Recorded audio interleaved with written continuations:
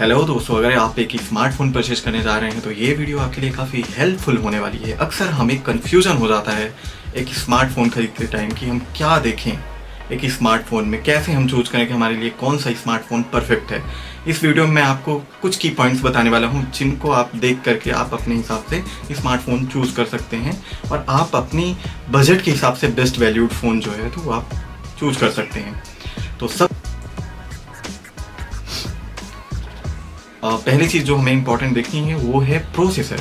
Processor में हमें क्या देखना है, प्रोसेसर लेटेस्ट हो गूगल में या फिर उसके रिव्यूज़ हम यूट्यूब में देख के उसका Antutu स्कोर वगैरह वो हमें पता कर लेना है कि कितना क्या कैसे है। उसका NM देखना है, जितने कम NM पे रहेगा उतना अच्छा रहेगा। और प्रोसेसर पे हमें इस वजह से ध्यान देना है क्योंकि एक अच्छा प्रोसेसर आपकी बैटरी लाइफ, आपका कैमरा, आपका परफॉर्मेंस सारी चीज़ों को वेरी करता है, क्योंकि प्रोसेसर एक फ़ोन का माइंड होता है, एक फ़ोन का सोल होता है, वही उसे चला रहा होता है। सेकेंडरी प्रोसेसर के बाद हमें क्या देखना है, एक अच्छा रैम हो, जैसे LPDDR4X 4 5x अगर ये रहते हैं, जितने नंबर इनमें बढ़ते जाते हैं उतना अच्छा रहता है, ये देखना है। और हमें स्टोरेज में हमें UFS देखना है, UFS 2.2 3.1 4 5 क्या है, जितना नंबर बढ़ता जाएगा उतना अच्छा रहेगा, तो ये हमें देखना है। इससे भी काफ़ी असर पड़ता है हमारे फ़ोन पे। अगला टॉपिक हमारा जो सबसे इंपॉर्टेंट है वो कैमरा। हमें सबसे पहले नंबर्स पे नहीं जाना है, कहीं पे हमें बोल रहे हैं 200 मेगापिक्सल है, हमें तुरंत नहीं खरीद लेना है। अगर ऐसा होता तो 200 मेगापिक्सल और हमारा 50-60 हज़ार के जो फ़ोन आ रहे हैं उनके 50 मेगापिक्सल 12 मेगापिक्सल, इस 200 मेगापिक्सल से जो मिड बजट के फ़ोन हैं इनसे बेहतर रहते हैं। तो हमें क्या करना है, उनका एल्गोरिदम देखना है, फ़ोटोज़ कैसे लेते हैं, 4K वगैरह इन सारी चीज़ों का सपोर्ट है या नहीं है, OIS वगैरह ये सारी चीज़ें हमें देखनी है, ना कि हमें नंबर्स देखना है। मेन जो होता है उनका एल्गोरिदम, वो फ़ोटो कैसे कर रहे हैं, वो कलर ग्रेड कैसे कर रहे हैं, आपकी आंखों को अच्छा लग रहा है या नहीं, ये चीज़ें देखना है। तो ऑफलाइन में जाके प्रॉपर आप कंपेयर कर सकते हैं कि फ़ोटोज़ कैसे आ रही हैं। अगले टॉपिक पे हम आते हैं। अगला टॉपिक है हमारा डिस्प्ले जो होता है LCD, POLED, OLED, AMOLED, बहुत सारे डिस्प्ले आते हैं। मोस्टली जो होता है लो बजट फ़ोन में LCD और आपके जो थोड़ा सा प्रीमियम ईयर 15-16 हज़ार से AMOLED आना शुरू हो जाता है, तो सुपर AMOLED डिस्प्ले आना शुरू हो जाता है। इसमें आपका ज़्यादा अच्छा कलर और हाई रिफ्रेश रेट वगैरह ये सारी चीज़ें मिल जाती हैं। तो आपको क्या करना है कि इनमें दो चीज़ें देखनी है। पहला, प्रोटेक्शन कौन सा है, प्रोटेक्शन थोड़ा अच्छा होना चाहिए क्योंकि फ़ोन वगैरह ड्रॉप होते रहते हैं और AMOLED थोड़ा महंगा आता है।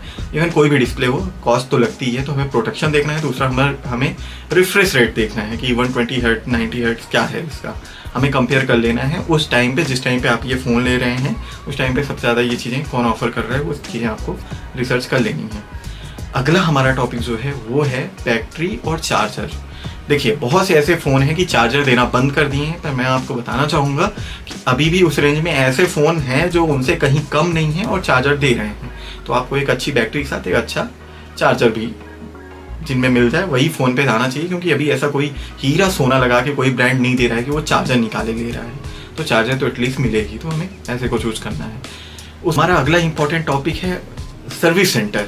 देखिए, सर्विस सेंटर को मैंने इसलिए इंक्लूड किया क्योंकि अभी मैंने फेस करा, जैसे Tier 3 सिटीज़ में बहुत से ऐसे मॉडल्स हैं, बहुत से ऐसे ब्रांड्स हैं जिनका सर्विस सेंटर नहीं है, और इन केस अगर उसमें प्रॉब्लम आ गया तो वो यहाँ से सर्विस सेंटर जाने जहाँ पे हैं और वहाँ से वापस आने तक में तकरीबन 15 से 20 दिन लग जाते हैं और आपका यूज़र एक्सपीरियंस ख़राब हो जाता है। तो इस वजह से इस चीज़ का भी ध्यान देना है, आप ब्यूटा यूज़र ना बने। अगर आप शौकीन है कि नई नई चीज़ें ट्राई करने का है तो आप बेशक ले सकते हैं, अदरवाइज़ कुछ टाइम रुकने के बाद, या फिर बहुत से ऐसे ब्रांड्स अवेलेबल हैं जिनका सर्विस सेंटर भी अवेलेबल है और वो सर्विस भी फास्ट दे रहे हैं, तो आप उनकी ओर भी जा सकते हैं। अगला जो है लुक भी वेरी करता है। लगभग फ़ोन लुक अच्छा बना रहे हैं, पर उसे हमें प्रायोरिटी मतलब एकदम नंबर 1 पे नहीं रखना है, क्योंकि लुक हम एक बार देखते हैं फिर कभी कभार ही देखते हैं, कवर वगैरह ये सारी चीज़ें हम लगा लेते हैं। अगर आप शौकीन हैं, ठीक है, फ़ोन चेंज करते रहते हैं, तो आप लुक वगैरह उन सारी चीज़ों को देखें। अगला ऑपरेटिंग सिस्टम, हमें लेटेस्ट ऑपरेटिंग सिस्टम लेना, जैसे एंड्रॉयड में है तो लेटेस्ट एंड्रॉयड हमारा हो, iOS है तो लेटेस्ट हमारा iOS हो। ऐसा नहीं करना है हमें कि 3-4 जनरेशन पीछे का ले लेना है, तो कुछ टाइम बाद कुछ एप्लीकेशंस जो होते हैं वो पुराने एंड्रॉयड वर्जन या फिर उनको सॉफ्टवेयर को सपोर्ट करना बंद कर देते हैं। ऐसे ही अदर कंपनियों के सभी के अलग अलग अपनी UI होते हैं, किनमें बग्स कम हैं, किनमें फीचर्स ज़्यादा हैं, वो सारी चीज़ें आप जब किसी फ़ोन का रिव्यू देखते हैं तो आप देख के ले सकते हैं। देखिए, एक फ़ोन लेने के पहले आपको खुद का यूज़ पहचानना होगा। जैसे कि आप परफॉर्मेंस सेंट्रिक फ़ोन लेना चाहते हैं, कैमरा सेंट्रिक लेना चाहते हैं, या मॉडरेट यूज़र हैं। मॉडरेट मतलब आप ये कहते हैं कि simple day to day multitasking के लिए आप फ़ोन ले रहे हैं, तो ये सारी चीज़ें होती हैं। तो परफॉर्मेंस सेंट्रिक के लिए क्या देखना है वो भी मैंने बता दिया, कैमरा के लिए आपको क्या देखना है वो भी मैंने बता दिया। और अगर आप मॉडरेट यूज़र हैं, नॉर्मल आप यूज़र हैं, तो आपको बेसिकली एक एवरेज प्रोसेसर भी चल जाता है। आपको मेन ध्यान देना है बैटरी और उसका चार्जिंग वगैरह और डिस्प्ले अच्छा हो, तो आपका डे टू डे बड़े आराम से निकल जाए। और ये जो है, तो ये मैंने बजट फ़ोन्स के लिए मैंने बात करी है। अगर ये हायर सेगमेंट के फ़ोन होंगे तो उसमें ऑलरेडी लगभग कंपनियों ने सारी चीज़ें भर के दी हुई होती हैं, चाहे वो डिस्प्ले हो, चाहे कैमरा हो, चाहे परफॉर्मेंस हो, लगभग वो सब टॉप नॉच का रहता है। तो ये हमारा जो वीडियो था, तो सबसे बड़ा कन्फ्यूजन होता है वो मिड बजट का होता है। सबसे ज़्यादा फ़ोन भी मिड बजट में ही आते हैं। तो मिलते हैं अगले वीडियो में, और अगर वीडियो यूज़फुल लगा हो तो प्लीज़ चैनल को सब्सक्राइब करना और वीडियो को लाइक करना मत भूलिएगा। Thank you.